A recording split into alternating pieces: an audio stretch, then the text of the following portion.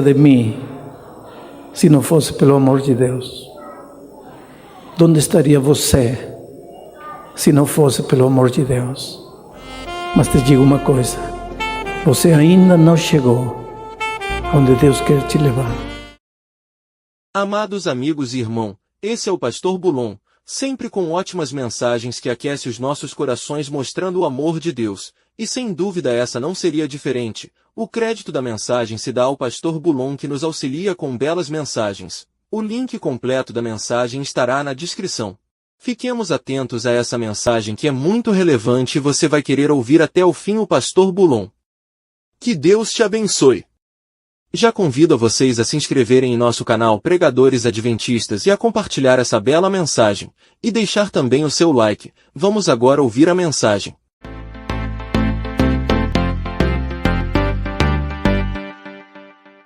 Vamos abrir as Bíblias na Epístola a Filemón.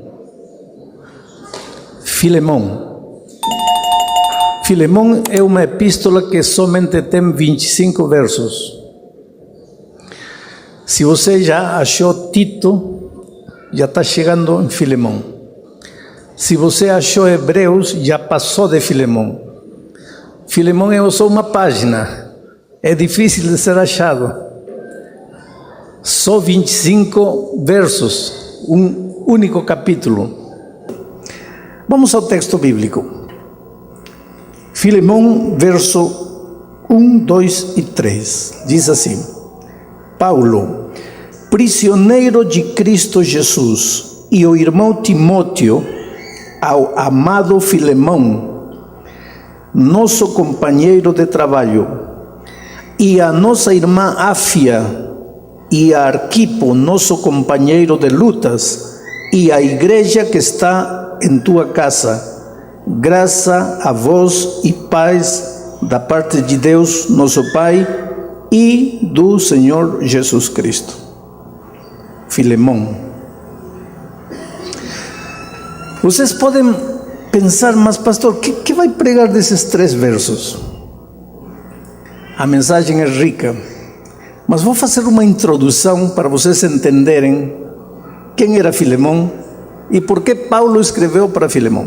Em primeiro lugar, quando Paulo escreveu a epístola a Filemón, já estava velhinho e estava preso na cidade de Roma.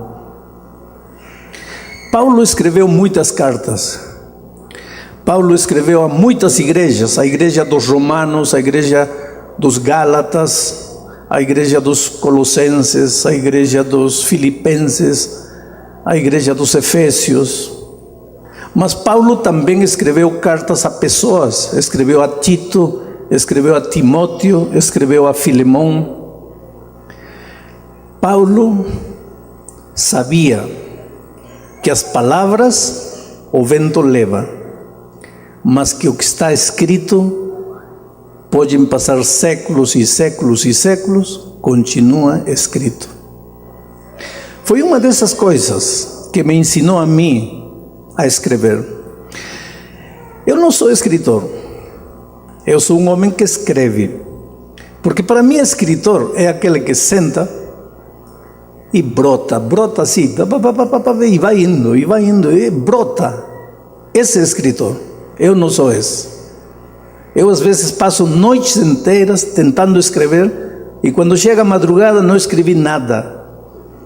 Então, eu sou um homem esforçado para escrever, não escritor.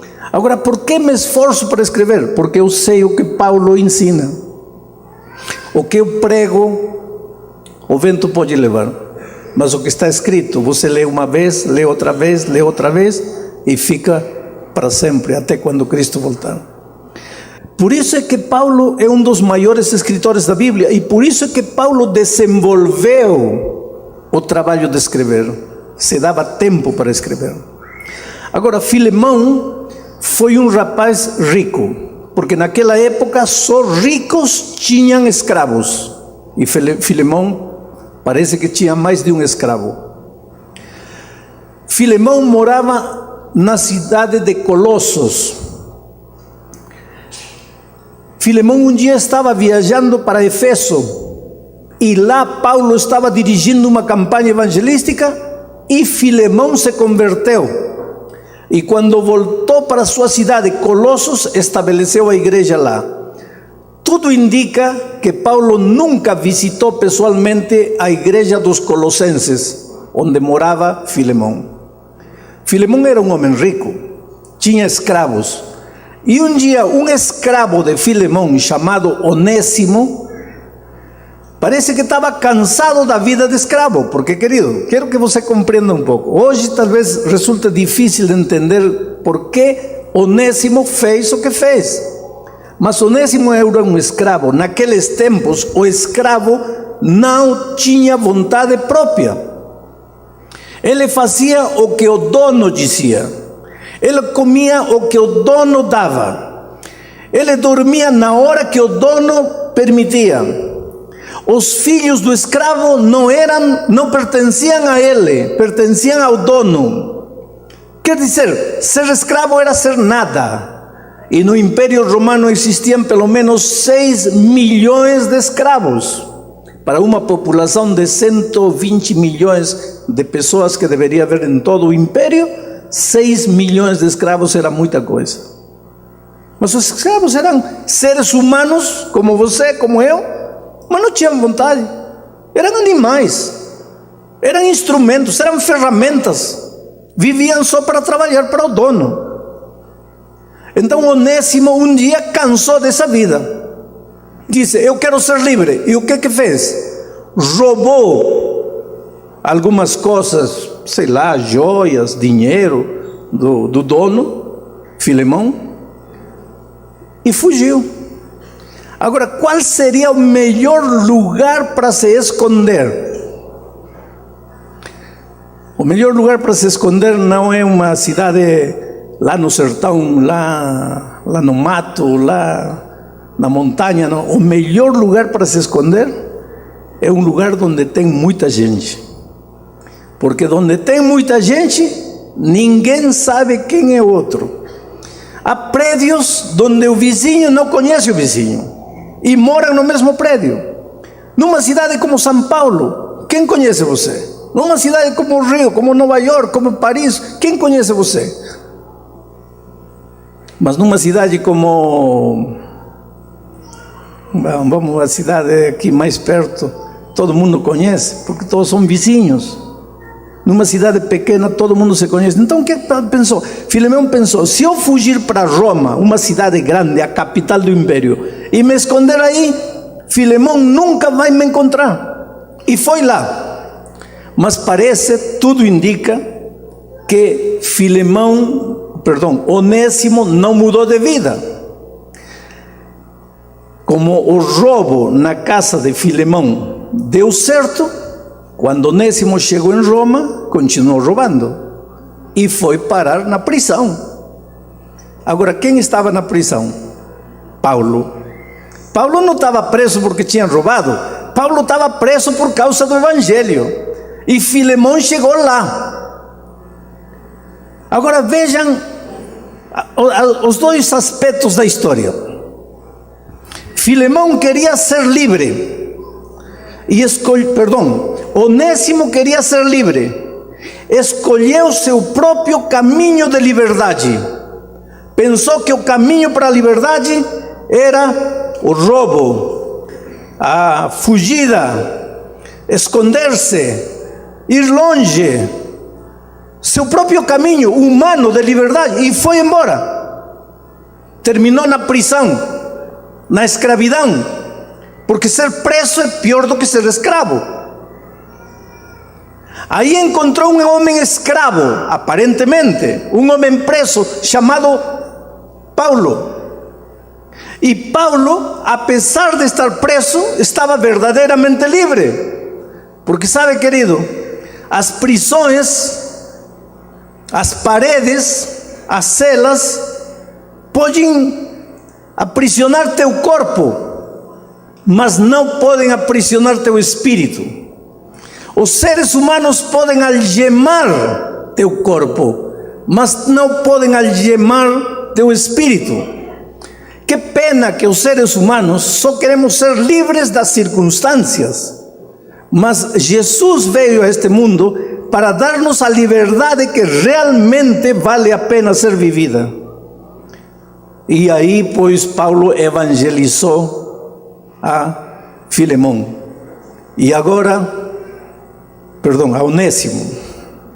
E agora, Paulo disse a Onésimo, você vai começar uma nova vida, mas uma nova vida tem que começar voltando para trás. Você pertence a Filemão. Você roubou de Filemão, você vai ter que voltar para lá. E ele disse, não, mas ele vai me prender, eu roubei, ele vai me mandar na prisão, de novo. Então Paulo disse uma coisa, eu vou escrever uma carta para meu amigo Filemão, e você vai levar a carta em mãos, e nessa carta eu vou pedir que ele te ajude, que te receba e que te aceite como um irmão. E essa é a carta a Filemão. Agora eu vou começar a analisar a carta. E agora vem a parte mais bonita. Verso 1. Diz assim, Paulo, prisioneiro de Cristo Jesus. Por que prisioneiro de Cristo Jesus? Por dois motivos. Ele estava prisioneiro por causa de Cristo Jesus. Estava preso. Mas ele também estava prisioneiro de Cristo Jesus. Por quê? Ele era um prisioneiro do amor. Ele era um apaixonado por Cristo. E por Jesus ele era capaz de qualquer coisa, até de acabar sua vida na prisão. Sabe, querido, leva muito tempo na vida entender a essência do Evangelho. O Evangelho não se limita à conduta. O Evangelho não se limita àquilo que você faz ou não faz. O Evangelho tem como coluna vertebral o amor. Você não é um bom cristão quando você se porta bem. Você é um bom cristão quando você está apaixonado por Jesus, ou como Paulo diz, prisioneiro do amor de Cristo. O dia que você chegar a ser um prisioneiro do amor de Jesus, você entendeu o que é a salvação. Infelizmente, tem muita gente dentro da igreja que se esforça para portar-se bem, para andar nos caminhos de Deus, mas não tem descoberto ainda a beleza da vida cristã. Tem gente que diz assim, pastor, eu me esforço, eu não sou prefeito, mas eu ando, eu cumpro, eu guardo, eu sigo tudo, mas não tenho paz em meu coração. Quando chega a noite tenho vontade de chorar, alguma coisa está errada. O que acontece comigo? E sabe por que acontece isso? Porque para alguns cristãos, cristianismo é o seguinte, é como se eles estivessem aqui e precisam chegar aí onde está o monitor. Só que o chão todo está cheio de ovo cru. Então, para muito cristão, ser cristão é chegar lá pisando em cima dos ovos sem quebrar um ovo. Então vivem essa experiência. Não posso, pecado. Como você pode ser feliz vivendo uma experiência desse jeito? Paulo não vivia essa experiência. Paulo era um prisioneiro do amor. E quando você está apaixonado por uma pessoa, você faz qualquer coisa para deixar feliz a pessoa que você ama. Por isso é que Jesus disse, filho, me dá hoje o teu coração. E depois, uma vez que você me entregou seu coração, então eu quero que seus olhos olhem para os meus caminhos. Agora, se você não está apaixonado por mim, se você não me entregou seu coração, eu não quero que você ande em meus caminhos. E isto que às vezes nós não entendemos, porque nós queremos que todos os seres humanos caminhem na regra, não saiam nem para a direita nem para a esquerda. E querido, com a vara na mão, você pode levar todo mundo a obedecer. com a disciplina na mão, você pode levar todo mundo a obedecer. Tá bom? Sim, tá bom para a igreja, tá bom para a sociedade, tá bom para a comissão, tá bom para os homens, mas não tá bom para Deus. Porque para Deus não basta a obediência. Para Deus, obediência sim, porém, como resultado de estar apaixonado por Ele. Paulo era um prisioneiro do amor de Jesus. E agora, prisioneiro do amor de Jesus, ele era capaz de chegar até a prisão por causa do Evangelho de Cristo. Agora, interessante, o texto diz: Paulo, prisioneiro de Jesus, escreve ao amado Filemão. Logicamente, se Paulo é um fruto do amor de Jesus, ele é o amor. E, portanto, o seu amor o leva a olhar as pessoas com amor. Esse amado em Cristo Jesus não é uma expressão bonita. Esse amado é o sentimento que brota de seu coração. Querido, se temos nascido no amor de Jesus, então temos que viver em amor, amando-nos os uns aos outros. Mas não amor de palavra, amor de fato, amor de aceitar, amor de compreender, amor de entender, amor compassivo. Não o amor que julga, não o amor que condena, não o amor que critica, não o amor que se prega, mas o amor que restaura, o amor que sara, o amor que cura. A igreja é um grande hospital. Coloquem isso bem na cabeça. A igreja é um grande hospital. E no hospital há lugar para pessoas sadias, médicos, enfermeiras, os funcionários que cuidam da limpeza, pessoas sãs. Mas no hospital também há lugar para pessoas enfermas, os cancerosos, os gangrenados, os moribundos. Às vezes eu encontro igrejas que somente querem ter médicos, enfermeiros e funcionários sãos, mas não querem ter enfermos. Então, para que existe hospital? O hospital existe para que os enfermos tenham lugar, e tenham carinho, e tenham amor, e sejam tratados. Não para ficarem enfermos a vida toda, mas para que eles sarem, e uma vez sãos, eles ajudem os outros enfermos que estão entrando. Em realidade, a igreja deveria ter entrada para os enfermos. Esses enfermos são curados e ficam aqui cuidando dos outros enfermos que estão indo. Esses enfermos são curados e se tornam trabalhadores para ajudar aos outros enfermos que estão entrando. Isso é a igreja, um nido de amor. Mas para que a igreja viva o espírito do amor, tem que ter sido uma igreja nascida do amor. É por isso que o primeiro que você tem que entender, se quer ser cristão, é que Deus ama você. E queridos, em todos estes anos de ministério, a coisa mais difícil para mim tem sido convencer o pecador de que Deus o ama. Vou repetir, o mais difícil para mim tem sido convencer o pecador de que Deus o ama. Eu gostaria que você compreendesse esta noite que Deus te ama.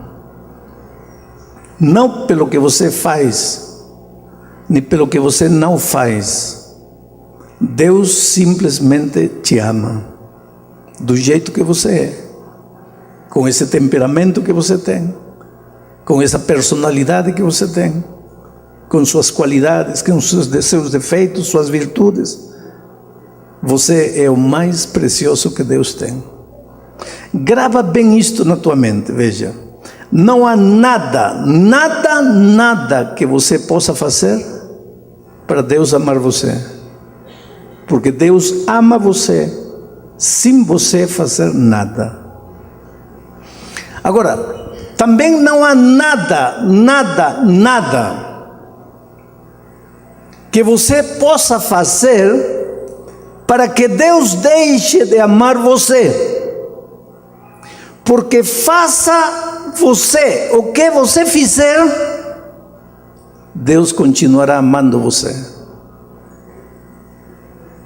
E um dia um velhinho me procurou e disse: pastor, o senhor não pode pregar isso que está pregando. Os velhinhos são sinceros. As crianças são sinceras e os velhos são sinceros. É porque os velhos são as crianças do passado, né? A criança cresce, se desenvolve, vira velho e se torna criança de novo. Por isso tem que entender as pessoas que já viveram muito. Ficam rancinzas, ficam falando tudo, não tem medida de palavras, vão falando tudo que vem na boca. Paciência com eles. Então um velhinho veio e me disse: pastor, o senhor não pode pregar isso. O que não posso pregar? Que Deus é amor, que pode estar vivendo como quiser, que pode estar fazendo como quiser, que se você é ateu, Deus te ama, se você acredita, Deus te ama, se você não acredita, Deus te ama, se você faz bem, Deus te ama, se você faz mal, Deus te ama. Pastor, como é isso? Porque se o senhor está pregando isso, o que vai acontecer? Então as pessoas vão pensar assim: bom, já que Deus me ama, então para que me preocupo? Já estou salvo. Não, querido. Eu não estou falando de salvação, eu estou falando do amor de Deus. Deus te ama. Deus nunca vai deixar de amar você. Sabe por quê? João diz que Deus é amor. E o dia que Deus deixar de amar, o que aconteceria com Deus? Deixaria de existir. Porque Ele é amor. E se Ele para de amar, parou de existir. Portanto, Deus nunca vai te deixar de amar. Agora, o amor de Deus é como dinheiro. Vamos dizer que você está devendo 5.000 reais. E eu te digo esta noite: vou te dar os 5.000 reais.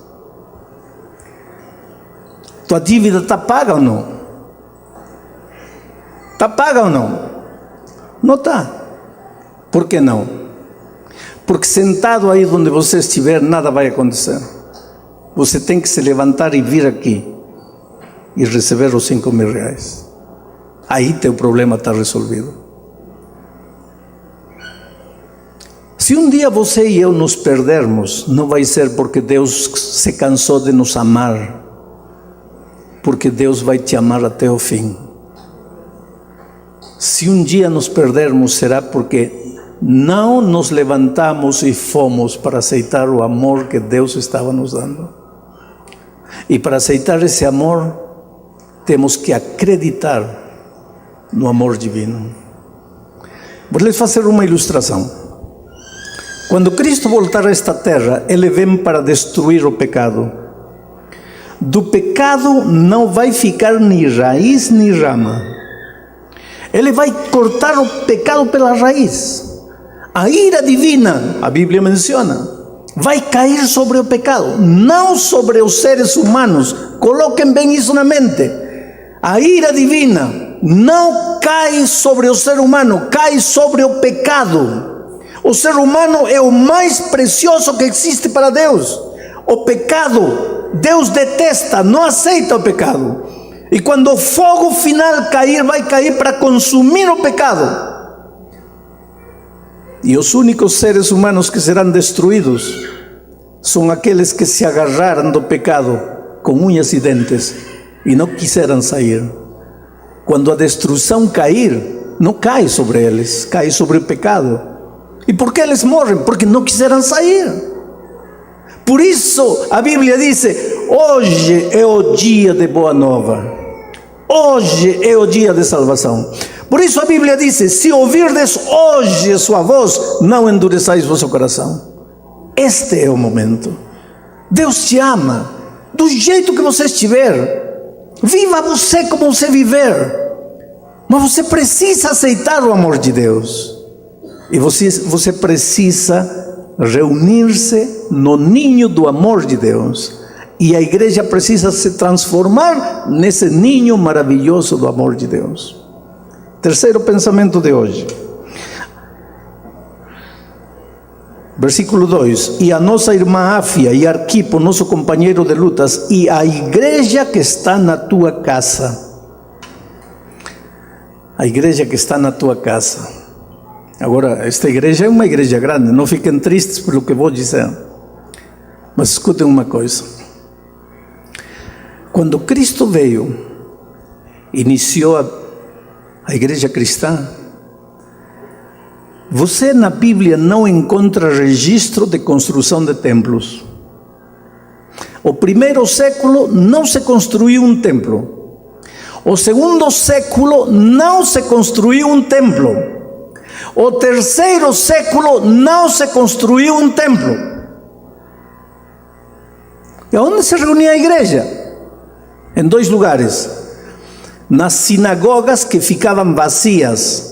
Sinagogas eram as escolas onde os judeus se reuniam. Mas quando eles se convertiam ao cristianismo, a sinagoga ficava vazia.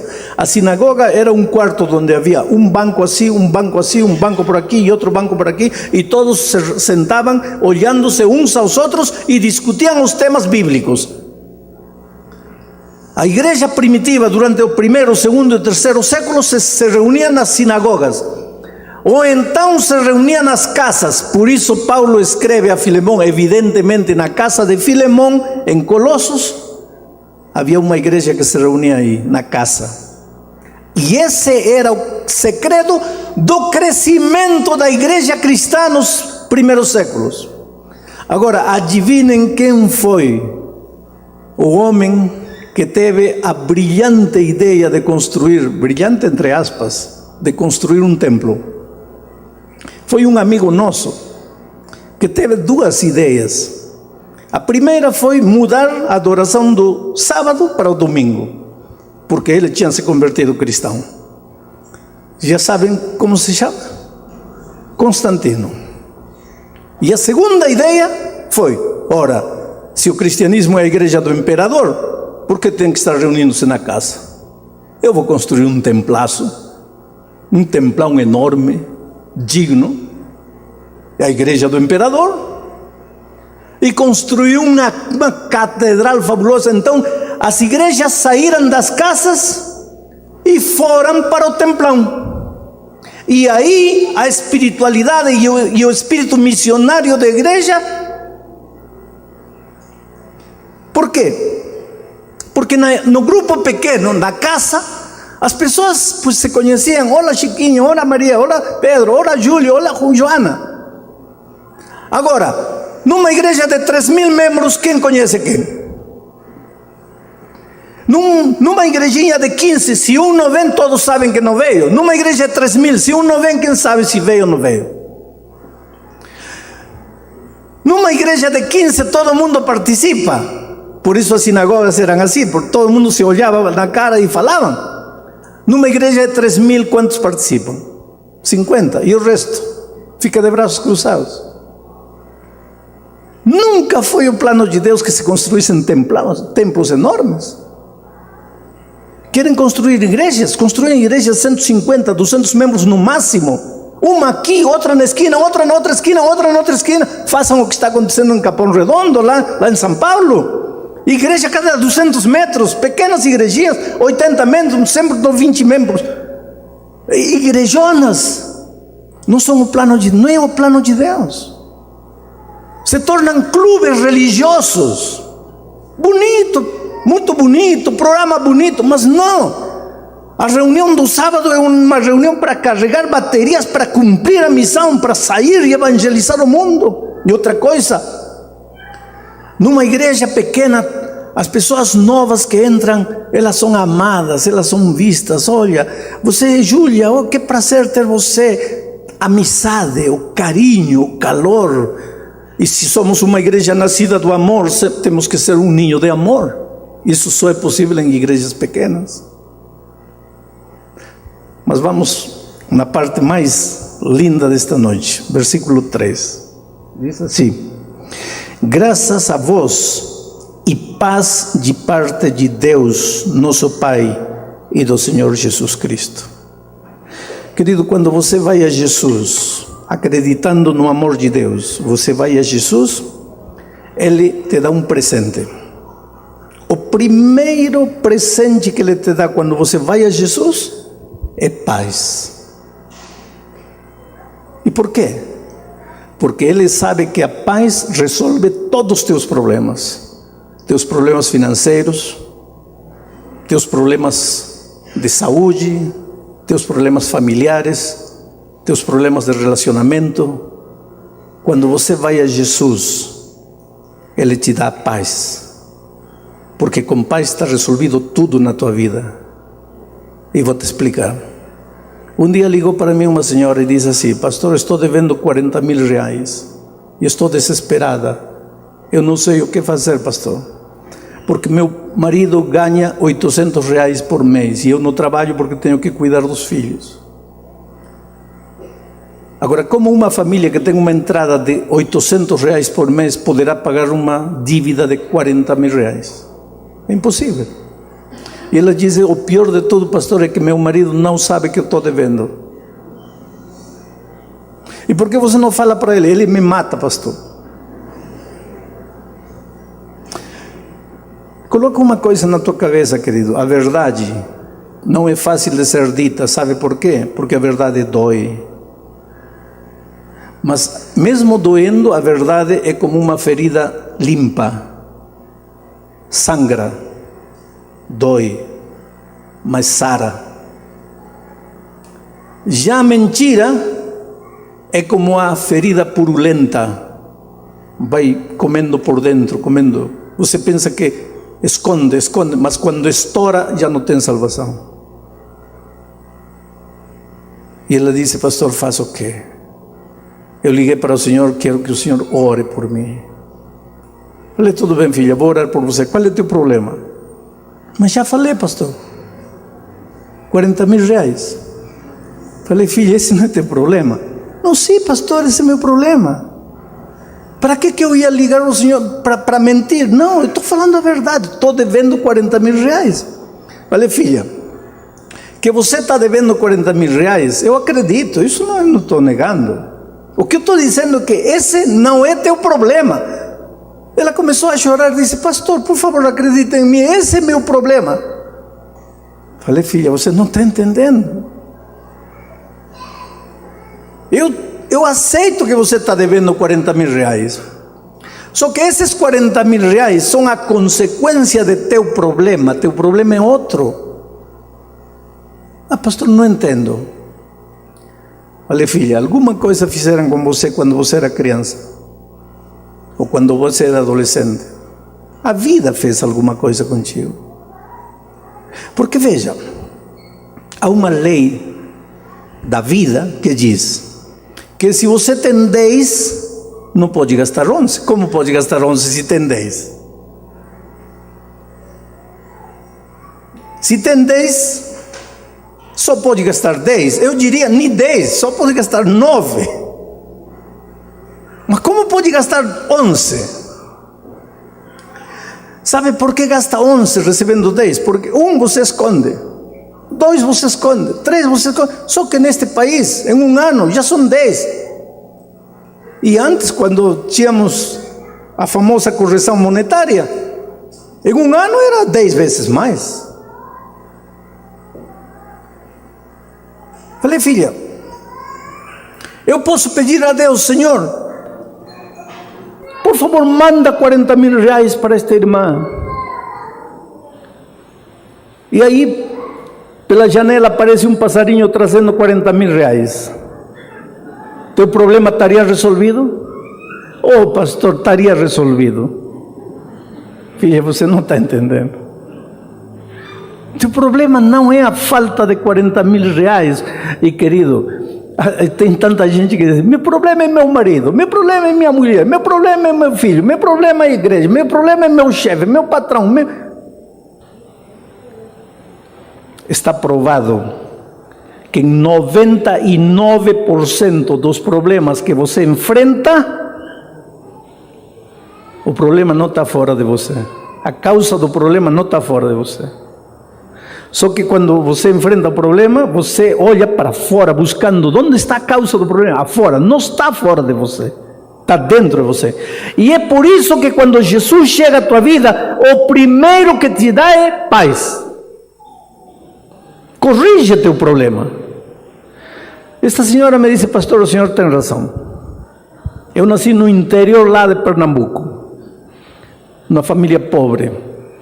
Eu só ouvia meus pais dizerem 3 coisas quando era criança: não tem dinheiro, não se pode, somos pobres.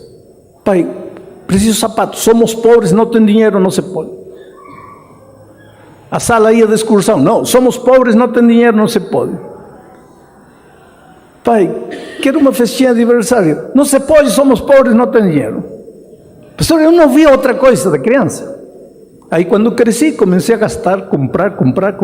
Mas de onde você tirava dinheiro? Eu me emprestava. Aprendi a me emprestar dinheiro. E um dia estava devendo a metade da cidade pequenina onde morava, lá no interior de Pernambuco. Aí ela pensou: já faço o quê para pagar? Não tem como pagar. Não podia sair na rua que já se encontrava com alguém. Aí ela pensou como Onésimo: vou para a cidade grande porque lá ninguém me conhece. E ela não foi para Roma, ela foi para São Paulo. Pegou carona na rua, na estrada, e chegou em São Paulo. E chegou em São Paulo e disse assim: graças a Deus meu problema terminou, aqui já ninguém me conhece. Passaram 5 anos, casou com aquele rapaz que ganhava R$800 por mês. Já estava devendo 40 mil. Agora ia ir para onde? Para Japão. E quando terminasse de dever a todos os japoneses, ia ir para onde? Para a Lua. Você vê que o problema desta senhora não era 40 mil reais. Eu falei: filha, eu posso pedir a Deus que te mande o dinheiro, Deus te manda, tudo bem. O problema não está resolvido, porque daqui a 2 anos você vai vir: pastor, poderia orar por 5 mil reais. Daqui a 3, pastor, 20 mil reais. Teu problema não é o dinheiro. Eu sei que você está devendo dinheiro, mas esse não é o problema. Teu problema é o coração. Teu coração está sangrando porque gasta o que você não tem.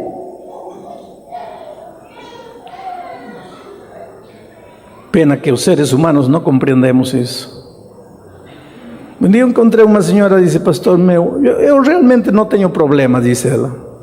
O único problema é o sem vergonha, ingrato, mulherengo de meu ex-marido. O que foi com ele? Disse: ele não era nada. Ele era pedreiro sem instrução. Não tem nada de errado em ser pedreiro, querido. Não tenha vergonha. Abro parênteses. O que você tem hoje, agradeça a Deus. E está bom para hoje, já não para amanhã. O que você é hoje, está bom para hoje, não para o próximo mês. Porque a vida do cristão é crescer, crescer e crescer. Não se lamente pelo que você tem agora, mas daqui a 1 ano lamente-se por estar no mesmo lugar. Porque a vida do cristão é crescer, crescer e crescer. Não se contente. Fecho parênteses. Ela disse: conheci ela enfermeira formada, universitária. Ele pedreiro analfabeto. Se namorou, casou. E disse: você não vai ser pedreiro a vida toda. Ajudou a terminar a escola primária, no supletivo, escola secundária. Animou ele a entrar na universidade, pagou os estudos dele e ele formou-se médico. 30 anos depois, ela disse: pastor, agora me largou. Me largou por uma menina de 20 anos. Ingrato, mulherengo, miserável. Esse é o único problema que tenho. Eu quero que ore, pastor. Mas orar para quê? Eu quero ele de volta, porque eu amo ele, pastor. Mas ele não está casado com outra mulher. Sim, mas Deus não é Deus. Deus não tem poder. Deus pode trazer ele de volta. Acontece que numa reunião campal, eu me encontrei com o famoso.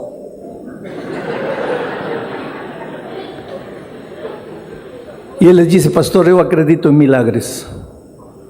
Porque ter estado casado com essa mulher 30 anos é o maior milagre que pode existir.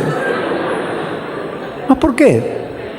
E ele disse: pastor, é verdade que ela me encontrou, eu era nada, me ajudou a estudar, pagou meus estudos, e eu sempre serei grato a ela por isso. Mas pastor, o preço que eu paguei por isso, o senhor não tem ideia. Eu era um objeto, uma coisa nas mãos dela. Eu não podia olhar para ninguém, eu não podia sair, eu não podia chegar fora da hora, eu não podia respirar. Pastor, 30 anos me asfixiando, eu não podia. Eu tinha que viver, pastor. Eu saí de casa por isso. 5 anos depois eu conheci a moça com a qual estou agora. Ela diz que eu larguei. Não larguei, pastor. Não larguei por causa dela. Agora, interessante, querido. Esta senhora, em lugar de se ajoelhar e dizer assim: meu Deus, por que eu sou controladora? Por que eu sou ciumenta? Por que me gusta manipular as pessoas? Por que quero que as pessoas sejam marionetes nas minhas mãos? Por que sou assim? Senhor, muda meu coração, transforma meu coração. Em lugar de fazer isso, faz o quê? Quero meu marido de volta. Senhor, tu és grande, tu és poderoso, traz meu marido de volta. Para quê? Para continuar asfixiando. Você percebe? Um homem um dia disse: pastor, meu único problema é eu não quero nem falar, pastor. O que acontece? É meu filho. Mas o que acontece com teu filho? Está nas drogas?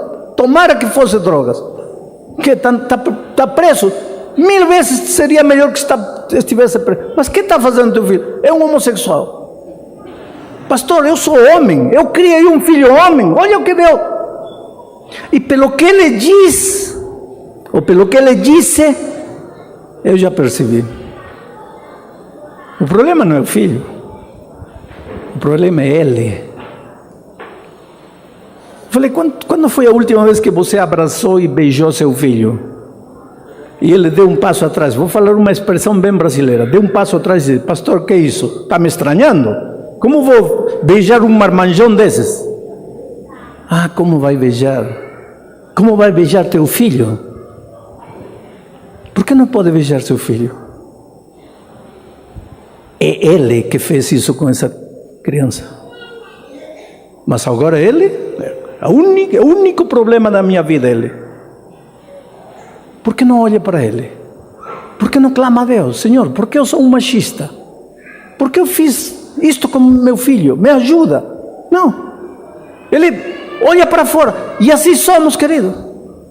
Em tudo na vida o problema está fora. Sai de um emprego, em um ano 4 ou 5 empregos. Quem é o culpado? O patrão. Mas você não percebe que aos 4 empregos você chegava 15 minutos depois que já tinha começado o trabalho. Aí o patrão é culpado. O governo tem culpa. Todo mundo tem culpa, menos você. E Cristo, querido, Ele não passa pela vida com um monte de curita na mão. Curita, como chama? Band-aid na mão. Cristo não anda com o bolso cheio de band-aid. A ver, filhinho, onde está doendo? Está doendo aí? Band-aid. Está doendo aí? Band-aid, band-aid, band-aid. Não. Jesus não faz isso. Jesus escarba a ferida, mete a mão assim, faz sangrar, faz doer, limpa, porque o único jeito é curar.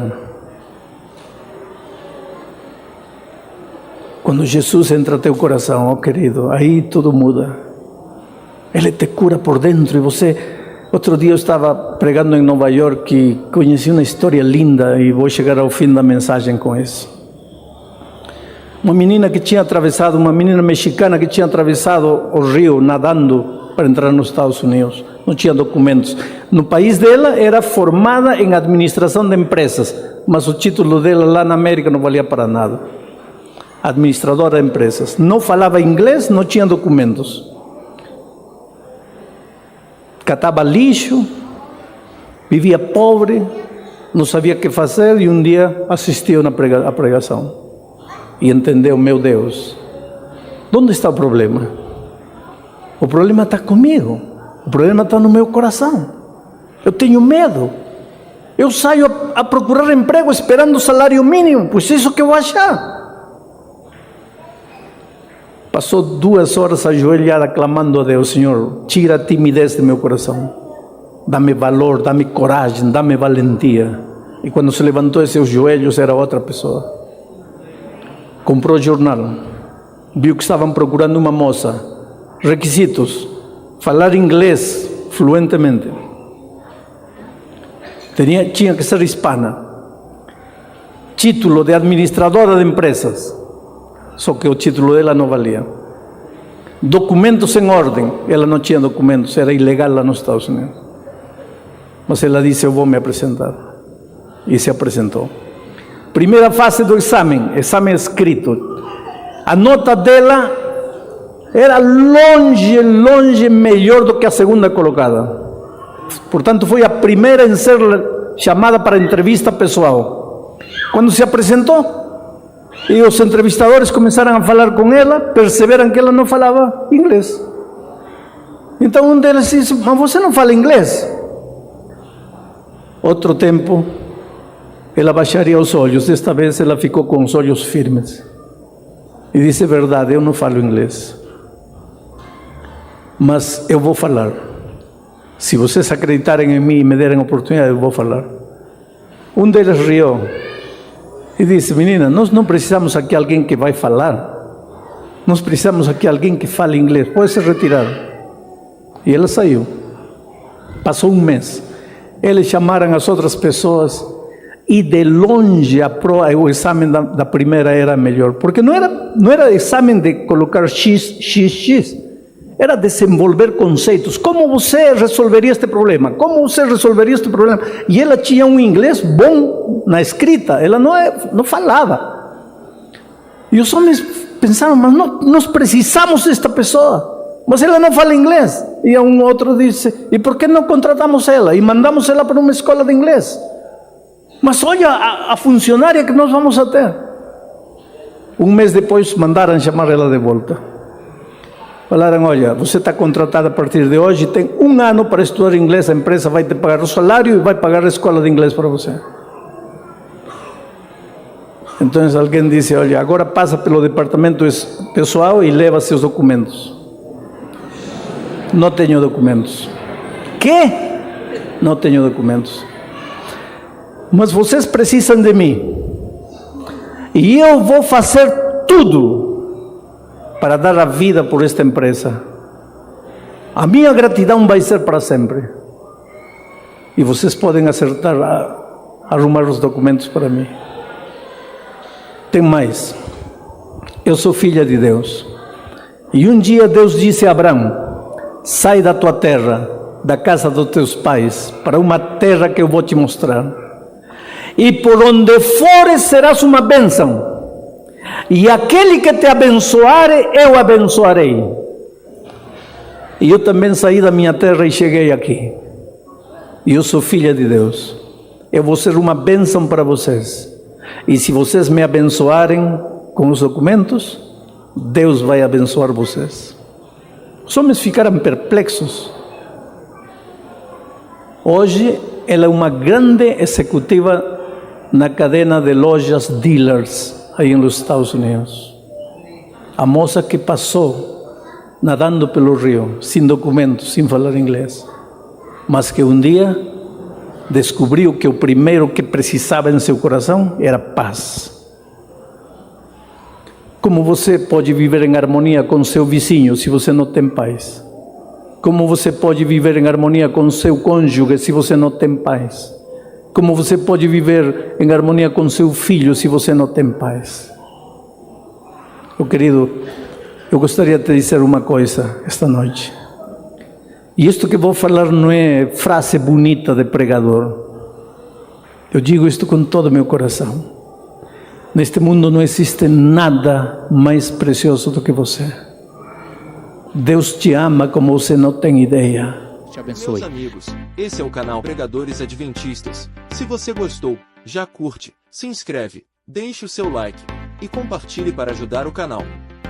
Vamos levar a mensagem a todo mundo nessa geração, e assim virá o fim.